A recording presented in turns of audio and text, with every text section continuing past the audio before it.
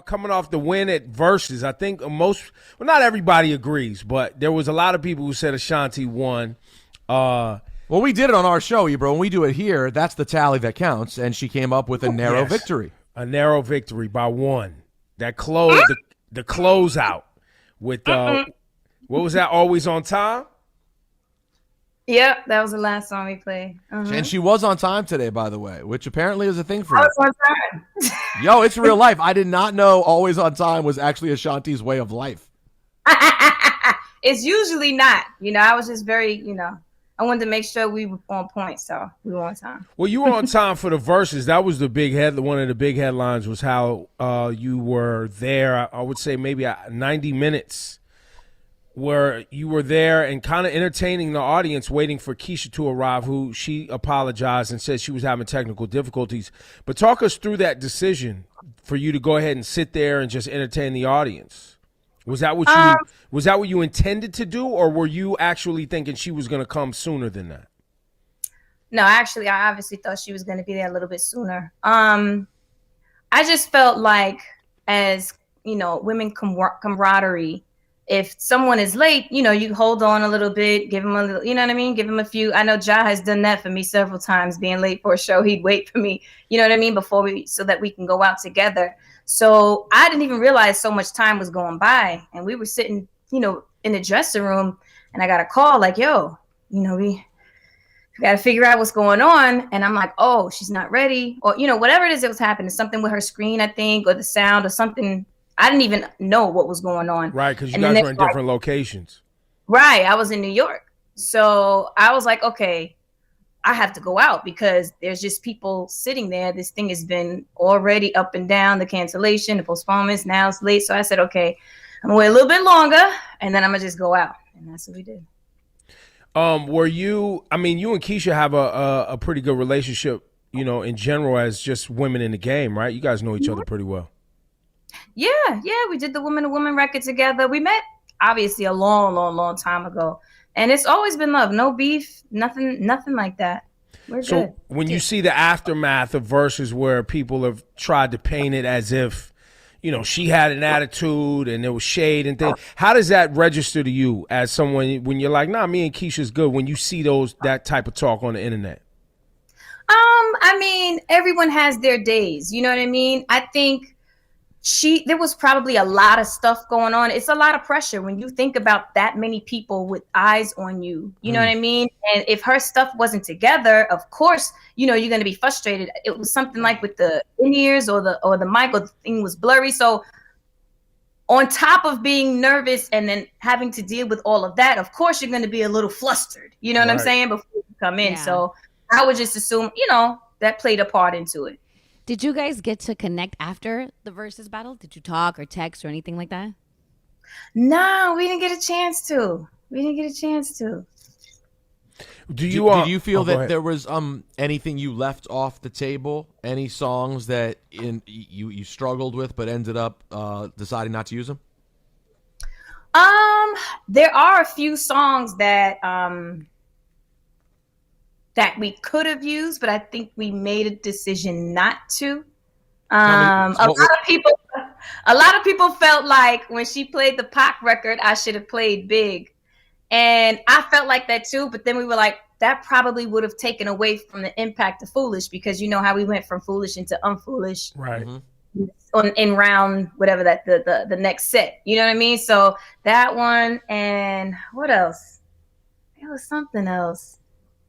There's a couple of songs that I guess that we could have played. But listen, I'm happy with the selection. The outcome was great. So, but tell me what do you think? What song should we have played?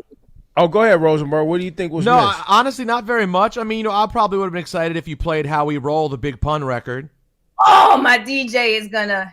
He wanted to put that in there. But that would have been a cool one, but I don't know if they would either, honestly. It didn't end up popping the way I kind of hoped it would back then, but it was just a neat one because everyone's pulled out. Not everybody, but we've seen Big and Pac pulled out. The pulling out Pun would have been just an interesting one, but I thought generally, you basically hit everything. I didn't know if there were any other records you've written that maybe we didn't know that would have wowed people. there are a few records that I had written, some stuff with Christina Milian, but I'm not sure, I'm not sure if they would have made an impact. You know what I'm saying? But listen, we were going to do Half How We Roll going into What's Love as like a little Terror Squad. Yeah. That's what we were going to do. But then I was like, I'm not sure if the majority of people are going to know How We Roll. So we just left What's Love. I think, what do we do that against? I forgot. But anyway. Well, so you told a story during Verses about Diddy asking you if the J-Lo record you wrote was about him. And, that was obviously at a crazy time. But, on a couple of levels, I just want to know, financially speaking, let's get to the money. That's my favorite question. Oh, my God. That J-Lo record really brought in some checks, huh? That was a really nice thing to be a part of. It continually, it's the gift that keeps on giving, right? I got to imagine. I'm sure. And that's what I have to say for new artists and anyone coming up. Please write as much as you can, get as much % of the record as you can, because when you have a classic, timeless hit record, it is the gift that continues to give forever. When you're dead, it's for your kids after that. You know what I mean? So it is so important. And work on ownership. I own my masters now. You know what I mean? So it's so important to write and be a part of it. Even if people are like, if y'all are writing 2 sentences, get a %. You know what I'm saying? Right. So how did that J-Lo record actually happen? You wrote the song for yourself, or you wrote it for J-Lo? I wrote it for J-Lo. Got it. I wrote it for J-Lo. I think it was Tommy Mottola had reached out to Irv, and they needed a remix for the original record.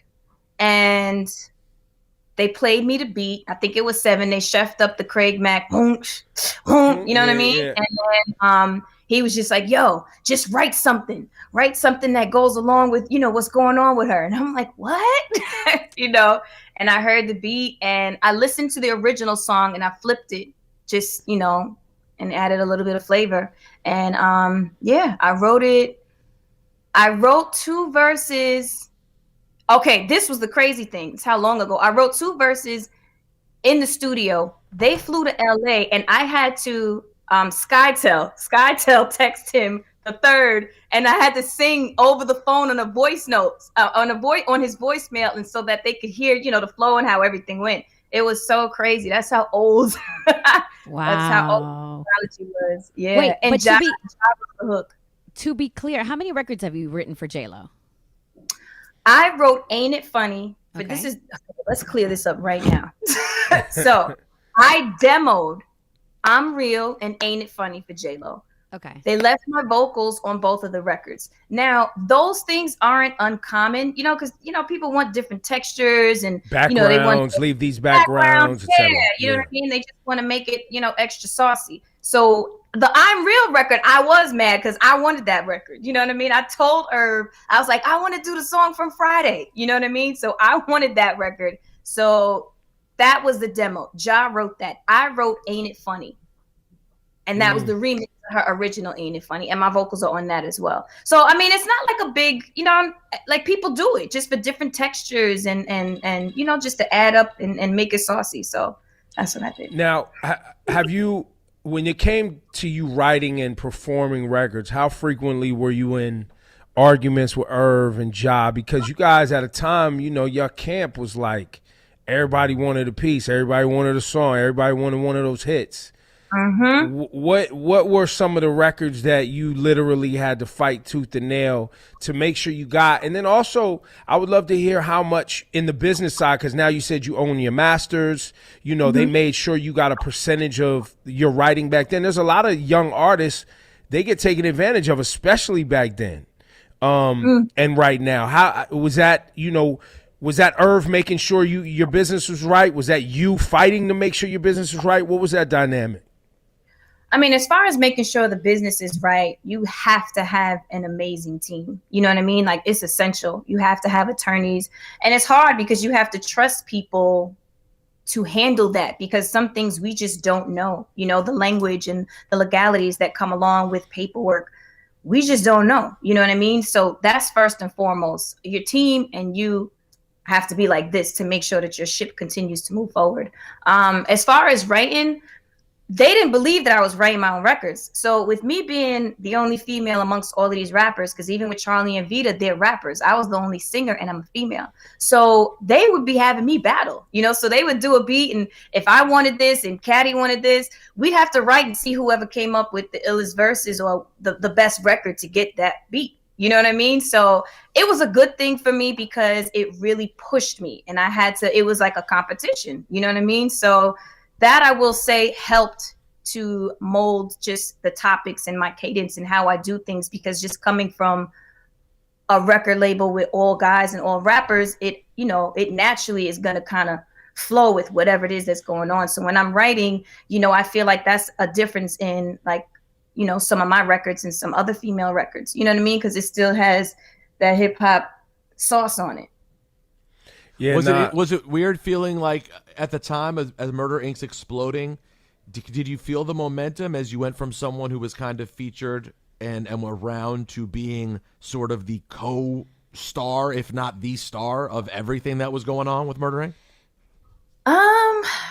It definitely was something that was felt, you know. I was just so young and naive. I just wanted to make sure that everything was going good and everyone was happy with what was going on. Like when I found out about, you know, the record sold in the first week and making a Guinness Book of World Records, when they told me, yo, you sold 500,000. Like yeah, I was she'll like, stun on you. Just wait for it. She'll stun. The humble brags fly. I'm telling you, I swear on everything, I genuinely didn't know if that was a good number. So I'm sitting there and I'm like, well, is that good? Is that positive? I genuinely didn't know. You know what I mean? And to understand it now, I appreciate it way more now than I did then, because just understanding the concept of what was done. You know what I mean? So to feel that switch going from, you know, How We Roll, you know what I mean, to Always on Time and What's Love and Foolish, it happened so fast for me, you know what I mean? And I don't know, it caught up to me years later, just understanding what was done and the blessing that came, you know. Why did Ja Rule end up, do you remember why Ja Rule was on What's Love and then wasn't?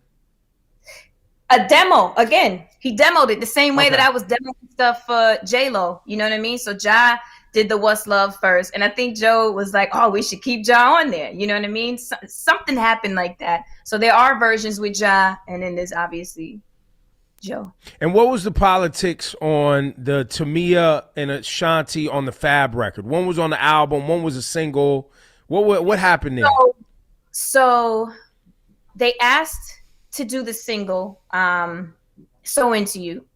I did it, and I think Fab and them, they wanted me to shoot the video. And I think Irv, he kind of was on his, you know, he didn't want me to shoot the video. You know, I guess he felt like I was being oversaturated. So for them, business-wise, it's like, why would we have the single out with her and then not be able to shoot the video? Fair. And then I think that's when they got Tamia to shoot the video and then do the song. I really believe that is what happened. Because there's a bunch of different stories, but I feel like that's what I was told. And I was ready, though. I was always ready to do the video. You know, when you're newest, you want to be a part of everything. So I wanted to do it. When those label politics happen where they try to control the visibility of an artist, you know, to keep some exclusivity, and it gets territorial and label politics, et cetera, et cetera. But those words on I'm So In, those were Tamia's words, right? Or did you flip her original song a little bit? Basically, it obviously it's Fab's song. So they got the sample, they flipped it. It was their concept, their idea. I just came in and did what she did. You know what I mean? Right. Like, they wanted the same vibe, they wanted the same feel, and it was her record, you know. Right. So obviously she had to clear it. So that's it ended up being a win-win. It ended up working out when you look back at it. Definitely. Now, fast forward to 2019. You are, you know, in a video. I think you are definitely crushing them on the gram. You know, anytime you post something on vacation, whether you're in the By the way, it seems like she's always on vacation. Based on Yeah, I mean, we're gonna get into that in a minute. I don't know how. Listen, and don't even start with that, Ebro, because you be texting me. Don't even start with that. I'll be like, yo, where you at now? Who done flew you out now? What kind of oil shake in Dubai? What's going on? Who you dating, son? What is this? Listen, let me explain something to y'all. 99% of the time, if I'm on vacation, I promise you I got paid. I either did a show or I'm doing something and it led to, this is what's in my contract. If I'm performing in the Caribbean, guaranteed 3 days, hotel, everything expenses on top of what's going on. Right. So when I'm on vacation, I'm still working. Beautifully done. Hey, that's how you do it, though. Should be as you should. But I also, I mean, even to this, and credit to you for taking care of yourself. You still look amazing.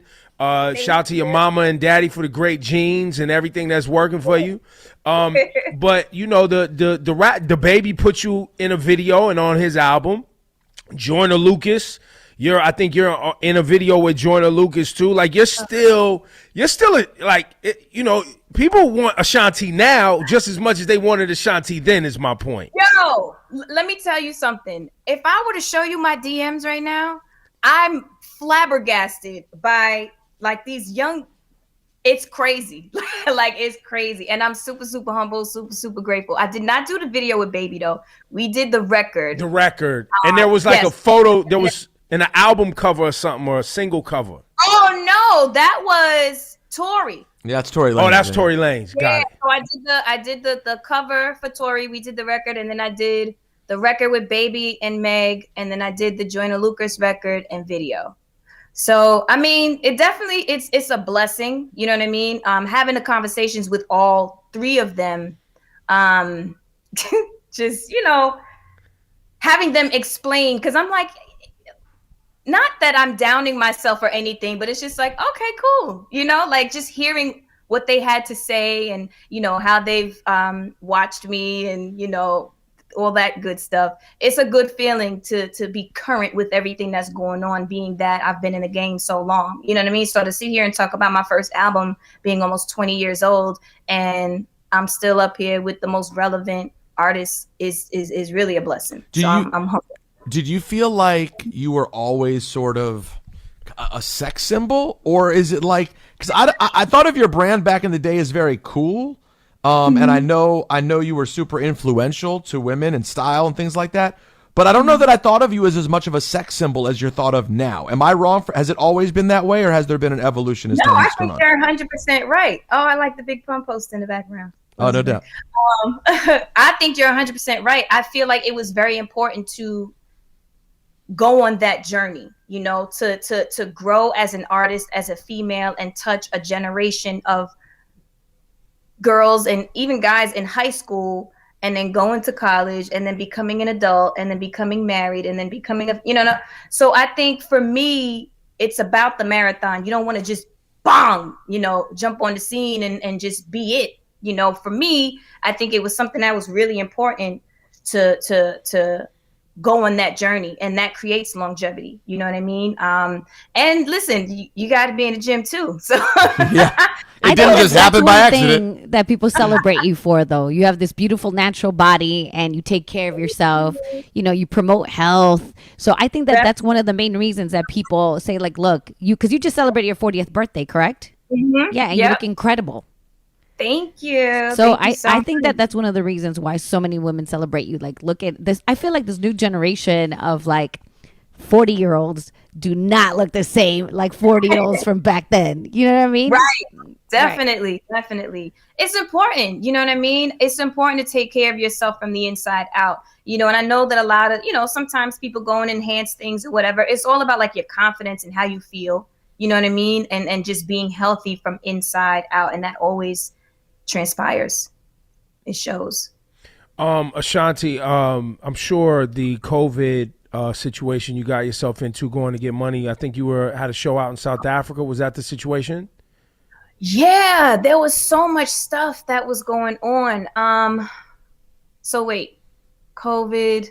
No, I went to Nairobi. I went to Kenya beforehand. And this is the thing. So I was out there with like 13 people. and we were eating together, doing videos, laughing, just went on a safari. Like, it was an amazing, amazing time. None of them got COVID. None of them had it. When I got back home, I got tested the night before we were supposed to leave. And I got tested as like a precaution. Like, I know I don't have it, so I'm just doing this as a solid for them so I can get on the plane. So right. The plane was ready. Bags were packed. My stylist was at my house. We were doing the fitting. Like, all of that stuff was in preparation. So I went, I almost left my car running. Like, okay, let me go get this real quick so I can get out of here. So when I got the results, I was like, me? Yeah. Are you sure this is mine? I was stunned. I was floored. I had absolutely no idea. Now, I did have a sniffle, and I had lost, I think, my sense of smell, but that wasn't anything like irregular. I'm like, okay, maybe I got allergies from the safari. You know what I mean? In no way, shape, or form did I think I had COVID. So when she told me, like, I was shocked. I was stunned because we were in preparation, ready to go. You know what I mean? On your way to the Versus. Yes, on my way to the Versus. So I got on the phone with my mom, my team first. Then we called Larry from Apple. And then I was like, yo, I'm still ready to do it. You know what I mean? Like, we were on the phone with Apple for like 3.5 hours. And we figured out that we can still do it from my laptop if they shipped over these cords. And they were like, it's a simple thing. You can hook it up to your laptop. My DJ and my creative director flew out to LA. So they were on the stage. So I would have been the only person that was just, via the satellite, what they call it. And the music still would have been fine. It would have been a little bit of delay with us speaking, but everything was fine. So I was like, I'm ready, And they were just like, I don't think it's going to be a good idea. And I don't think Keyshia wanted to do it that way either. I think initially she wanted to be in person as well. We all wanted it to be in person, but with what happened, I was just like, look, I'm ready. Right. You know what I'm saying? The DJ is there. I'll put a hoodie on and my glasses. I'm good. And so you got a lucky case of COVID. It wasn't too bad. No, it wasn't too bad. Thank God. I lost my taste and smell. And I had a little bit of nasalness, but that was it. Nothing crazy. My mom actually got it really bad. She was in a hospital for like 5 days, so it had into her lungs. She got like COVID pneumonia. It was bad. Oh my gosh, y'all, I was going crazy. I snuck in the hospital. They had to kick me out. All right, y'all breaking all type of rules in that house. We need to have a talk offline, B. It was bad. You went to South Africa thinking it was sweet, or Kenya thinking it was sweet, got COVID, came back, moms get sick, and you breaking in the hospitals. But it doesn't sound like you got COVID in Africa, though, because you said that. That's the point that I was trying to make. I want to make this very clear, and that's why I said I was out there with 12, 13 people, and none of them got it. So I got COVID from being home. I got COVID from a family member that had it. He didn't know he had it. He gave me a hug. He went and got tested. 3 days later, I got it. And I was like, it was like the worst feeling, because I feel like I always wear my mask. I'm always doing sanitizer. I'm staying, 6 feet apart. And I did everything I was supposed to do. How I get COVID in my house? You know what I mean? Mm-hmm. So that to me just shows that it's real. It doesn't discriminate. It doesn't matter what's going on. You could still get it. You know what I mean? And it was a trust. And they've talked about this recently too, especially during the holidays, the whole trusted family member thing. Where you're trusting a family member, and it's like, yo, it's my family. He handling his business. I know, or I know her. I know she doing her thing. Right, and one little mistake that they made is the one, and then you make the mistake, and now boom. It's the worst. Thank God my sister didn't get it. She knew though. She was like, well, I'm staying in Brooklyn. My sister stayed very far away. She's the only one that didn't get it. You know what I mean? And it's hard because you want to be around your family, and I was very grateful. My little cousins came. They were dropping off little gift bags and food. Shout out to my little cousin Aaliyah and Elijah. They came and, made dinner and they left apple juice and all kind of stuff outside. And it was weird because like I'm looking at them on the camera like, damn, I can't even go hug my family, but it was a dose of reality that it can happen regardless, so I hope people understand that. You got a new single, 235. We're gonna play it right now. Is there an Ashanti album in 2021? Definitely. I'm definitely putting a body of work together. Very excited about it. I'm still torn between just doing an EP or an album. But but I'm definitely putting a body of work together this year. And the video is out. We just dropped it at midnight, and the response has been amazing. So I'm very, very excited. Check that joint. It's on the R&B now. It's at the top of the R&B Now playlist on Apple Music right now. It's Ashanti and SZA and Jasmine Sullivan and Tiana Taylor and her. You know what I mean? How you feel? Speaking of all those names, R&B is amazing. Like looking at the trajectory of the music and the artists in R&B, you got to be happy to see what's going on out here. Absolutely. I feel like it's time. We've been in the house. You know what I mean? So it's nothing like a good R&B record ready to just let go and do what you got to do. You know what I'm saying? It is. Well, it's good seeing you. Send my love to the family over there, Ashanti. Congrats on maintaining everything and continuing to be a force out here. And let's get on that 235. It's good to see you, man. Stay safe. Thank you so much. Oh, and listen, you have to go and you have to go and get my sister's candles, Wife of Creation, these essential oil candles. When I saw you promoting that. That's your sister? That's my sister's line. They're amazing. I swear to you, you want to see how my body is glowing and then all of that is all from the essential oils in her candle. It's called Wife of Creation. Wife of Creation. Right here on Instagram. Holistic inspired lifestyle brand. Yes.